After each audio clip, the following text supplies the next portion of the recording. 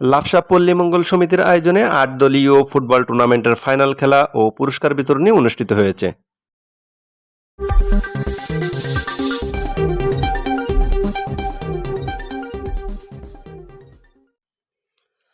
লাফসা পল্লী মঙ্গল সমিতির আয়োজনে ৮ দলীয় ফুটবল টুর্নামেন্টের ফাইনাল খেলা ও পুরস্কার বিতরণী অনুষ্ঠিত হয়েছে।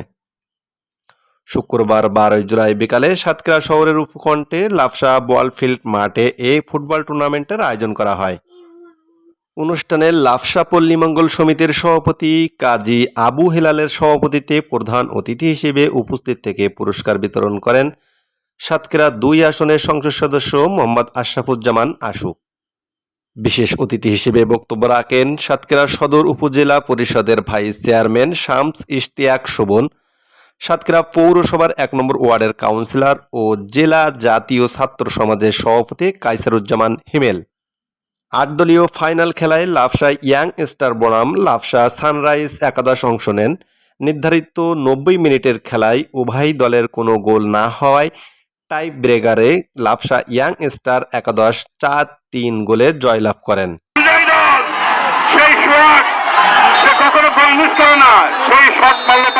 লাফসা পল্লী মঙ্গল সমিতির সাধারণ সম্পাদক শেখ মাসুদ আলীর সঞ্চালনায় এ সময় আরও উপস্থিত ছিলেন লাফসা ইউনিয়নের ৫ নম্বর ওয়ার্ডের ইউপি সদস্য কাজী মনিরুল ইসলাম, লাফসা ইউনিয়নের জাতীয় পার্টির সাধারণ সম্পাদক আব্দুর রউফ বাবু, সাংগঠনিক সম্পাদক মোহাম্মদ জাহিদুর রহমান রহমত, জেলা যুবলীগের সাবেক সভাপতি আব্দুল মান্নান, জেলা ক্রীড়া সংস্থার যুগ্ম সাধারণ সম্পাদক মীর তাজুল ইসলাম রিপন, জেলা মহিলা ক্রীড়া সংস্থার সাধারণ সম্পাদক ফারহা দিবা খান সাথী, জেলা ক্রীড়া সংস্থার নির্বাহী সদস্য খন্দকার আরিফ হাসান প্রিন্স, শিমুন শামস, মোহাম্মদ রুহুল আমিন, লাফসা পল্লী মঙ্গল সমিতির যুগ্ম সাধারণ সম্পাদক শেখ আব্দুল আলিম, মীর ইকবাল হোসেন জুয়েল, ক্রীড়া সম্পাদক শেখ আবু তুষার, সহ ক্রীড়া সম্পাদক আবুল বাসার, ঝাউডাঙ্গা ইউপি সদস্য মোহাম্মদ মফিজুল ইসলাম,